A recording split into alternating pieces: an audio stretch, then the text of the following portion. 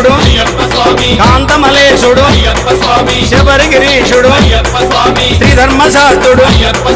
శరణన వారివి కరుణను చూపి వరములనిచ్చనమా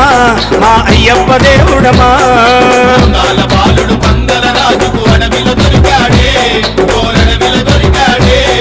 బుడి బుడి అడుగులు వేసుకుంటూ పడి పూజకు వచ్చాడే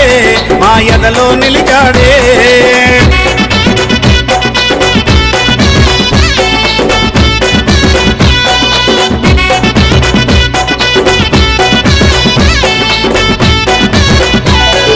శాంత స్వరూపుడు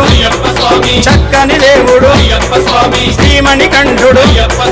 ఇరుముడి ప్రియుడు హరిహర తనయుడు జ్యోతి రూపమున దర్శనమిచ్చనమా మమ చల్లగా చూసెనమా